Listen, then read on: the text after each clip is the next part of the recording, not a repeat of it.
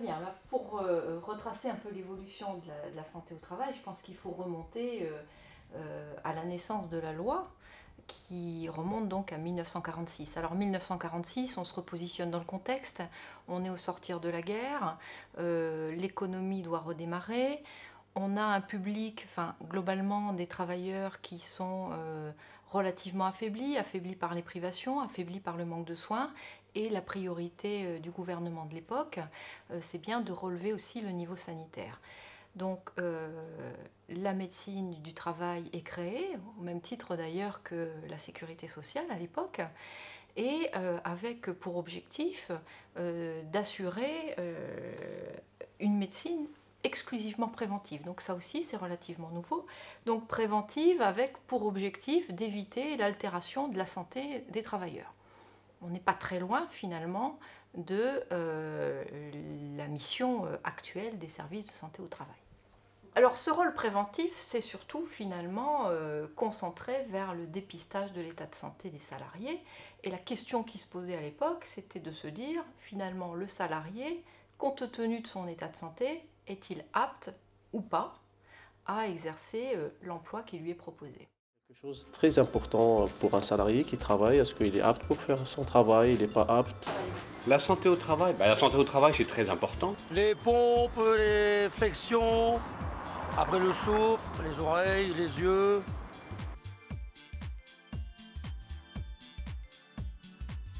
Il concerne la sécurité, tout ce qui est prévention du travail, les accidents qu'il peut avoir, les secours, qu'est-ce qu'on doit faire comme secours. C'est pour avoir un état des lieux, pour permettre à toutes les personnes qui travaillent dans l'établissement de savoir s'ils sont en bonne santé et s'ils sont aptes au travail. Il y a une chanson qui dit que le travail c'est la santé, alors je sais pas trop, Pas d'idée là-dessus. Les rendez-vous à avoir, mais à la médecine du travail, je sais pas, c'est une fois tous les 2 ans, non? Alors je ne sais pas, les postures, voir si, moi quand je passais à la médecine du travail, on regardait mon dos, on regardait ma bonne hygiène de vie.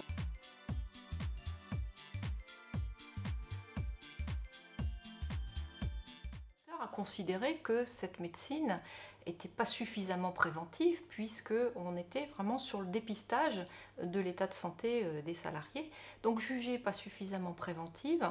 Donc le législateur a imposé aux médecins du travail de sortir de son cabinet médical pour réaliser des actions au milieu de travail. Donc il lui a imposé d'y consacrer 1/3 de son activité, donc pour des actions de prévention dites plutôt collective.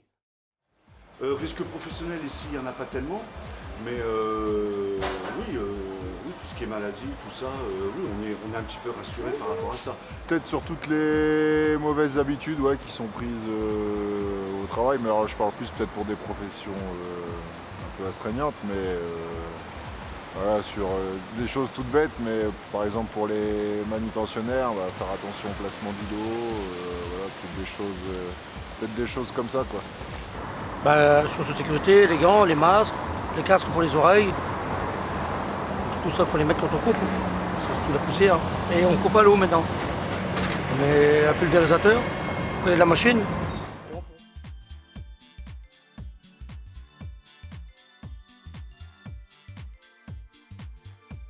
Comme pour les handicapés et tout ça, donc ça on va le faire pour les fauteuils roulants parce que c'est vrai que j'ai des marches partout, donc ça on va nous occuper de le faire. Mais sinon, elles ont une bonne posture, elles ont tout à leur niveau, tabouré, elles ont tout. Donc voilà. Ici, c'est vrai, c'est un magasin où il n'y a pas beaucoup de risques. On n'a pas de produits volatiles, on n'a pas de produits décapants, etc. Donc c'est limité au niveau, mais je sais que dans un lycée, technique surtout, là c'est plus important au niveau des surveillances. Est-ce que professionnel, j'imagine dans des métiers un peu plus physiques qu'ici déjà, ou risque professionnel dans le bâtiment, ou... je vois ça, mais après, c'est tout. Donc en 2002, une nouvelle évolution, c'est que la médecine du travail est devenue santé au travail. Alors qu'est-ce que ça a changé? Donc dans les services de santé au travail, on a commencé à voir arriver d'autres acteurs de la prévention, notamment des ergonomes, des psychologues du travail, des hygiénistes industriels, des assistants sociaux, des assistants de santé au travail, qui ont commencé à accompagner les médecins du travail sur le terrain, dans les entreprises, pour mener ces actions de prévention. Alors cette réforme est un peu passée inaperçue et on constate quand même qu'elle a eu certaines limites. De mon arrivée au sein de la médecine du travail, les acteurs étaient donc le médecin du travail, l'entreprise et la secrétaire, donc en relation. Actuellement, le terme n'est plus médecine du travail, mais santé au travail, qui donc implique la collaboration d'autres partenaires et pour lequel, pour autant, le médecin reste le manager de l'équipe. Alors, parmi ces limites, la première, c'est que le Code du travail n'a pas donné à ces experts une place réellement légitime. Le Code du travail ne parle pas de ces experts. Deuxième limite, c'est que dans le Code du travail, les missions ne sont confiées qu'aux seuls médecins du travail. Autre limite, c'est que le gouvernement, à travers le plan santé-travail, fixe des objectifs qui sont des objectifs de prévention collective, alors que le Code du travail reste toujours très axé sur le suivi individuel des salariés. Mais c'est surtout la pénurie de médecins du travail qui pose problème et qui a conduit le législateur à revoir une nouvelle fois le système de santé au travail. Alors pour bien comprendre, il faut observer la démographie des médecins du travail. Donc aujourd'hui, en France, il y a environ 4000 médecins du travail qui assurent la surveillance de 17 millions de salariés. En 2020, il en restera un peu plus de 2000. Ça veut dire qu'en 2020, un médecin du travail assurera en moyenne la surveillance de 8000 salariés. Donc ça reste une moyenne. On sait aussi qu'en fonction des territoires, ça sera aussi plus ou moins facile d'accueillir des nouveaux médecins. Les activités d'un médecin du travail sont essentiellement basées sur des visites médicales dites périodiques, des visites de reprise après arrêt, maladie ou accident du travail, et des visites occasionnelles soit demandées par l'employeur, soit demandées par le salarié, ou des visites de pré-reprise dans le cadre d'un arrêt maladie qui est de longue durée et demandé maintenant essentiellement par les médecins conseils de la sécurité sociale. Nous avons aussi une activité dite de tiers-temps, c'est-à-dire que le médecin du travail doit passer normalement un tiers de son temps sur l'activité totale en entreprise, donc c'est-à-dire des conseils en entreprise, des études de poste, des visites de terrain, des conseils aux employeurs, des conseils aux salariés suite à des demandes de CHSCT ou des participations à des réunions, comme par exemple les CHSCT qui font partie de notre activité de tiers-temps. Nous sommes maintenant acteurs référents dans la pluridisciplinarité. Nous travaillons avec des assistantes sociales, des ergonomes, des chargés de mission maintien dans l'emploi, des psychologues du travail, des techniciens toxicologues, et ils nous aident à répondre à des demandes concrètes sur le terrain des employeurs sur différentes problématiques, ou dans le cadre d'une visite médicale, un appui supplémentaire pour les salariés dans le cadre du maintien dans l'emploi. La réforme de la santé au travail va en ce sens. Nous devons plus nous cantonner à notre rôle propre de médecin et de visite médicale. On a évolué au niveau de l'activité, on doit être plus présent dans les entreprises, ils nous attendent sur le terrain et on peut faire valoir notre expertise sur des problématiques, on va dire, médico-professionnelles directement avec les responsables qualité environnement, les employeurs ou éventuellement pour des problématiques plus personnelles de salariés avec les ressources humaines directement dans l'entreprise. Donc la nouvelle réglementation attendue depuis longtemps est enfin sortie entre 2011 et 2012. C'est maintenant qu'on essaie de la mettre en application. Ces changements sont sur le fond extrêmement intéressants parce que le médecin du travail sort de plus en plus de son cabinet médical. Il est appelé à devenir maintenant l'animateur d'une équipe pluridisciplinaire, c'est le terme. Cette réforme va donner beaucoup plus de visibilité à la santé au travail. Le challenge pour le médecin du travail, c'est, alors qu'il n'a pas du tout été préparé à ça, c'est de devenir l'animateur de cette équipe.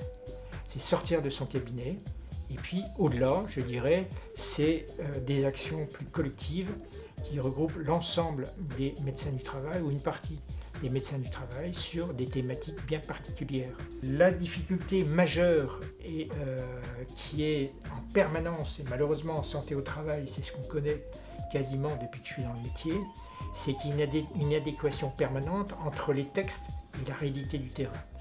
Les textes sont sortis ici récemment en 2011-2012 et ils sont déjà quasiment obsolètes parce que les prescriptions, les obligations que nous avons sont totalement irréalistes en raison de l'effectif insuffisant de médecins du travail et de médecins tout court.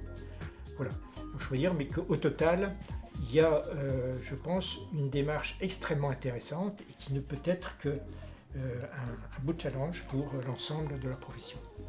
Depuis quelques années, notre métier a beaucoup évolué, donc on voyait ça d'un mauvais œil peut-être à l'époque parce qu'on ne savait pas comment remplacer la visite du médecin du travail, pour nous qui était l'essentiel de notre activité.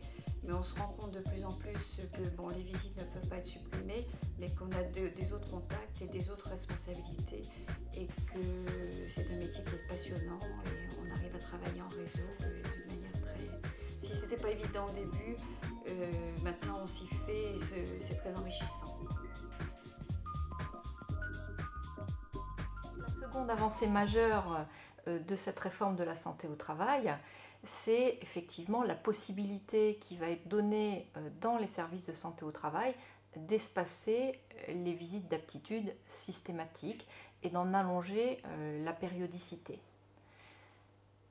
La contrepartie de cet espacement des visites sera que le salarié ne sera plus nécessairement suivi par le médecin du travail, mais suivi par une infirmière en santé-travail ou un infirmier qui détectera si le salarié présente une souffrance au travail.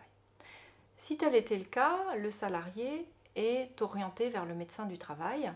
Si ce n'est pas le cas, le salarié sera revu par le médecin du travail à une échéance ultérieure. Donc, en contrepartie également de cet espacement des visites, seront mises en place dans les entreprises des actions de prévention qui seront ciblées en fonction des risques spécifiques de chacune des entreprises. Alors, cette organisation qui libérera le temps des médecins leur permettra aussi de consacrer plus de temps au suivi des salariés en difficulté et de consacrer aussi plus de temps aux salariés exposés à des risques spécifiques qui mériteront peut-être, eux, d'être suivis à une fréquence un petit peu plus rapprochée. Le temps gagné également par le médecin lui permettra également, avec l'équipe pluridisciplinaire, de mener des actions de prévention qu'il n'a pas nécessairement le temps de faire aujourd'hui au sein des entreprises.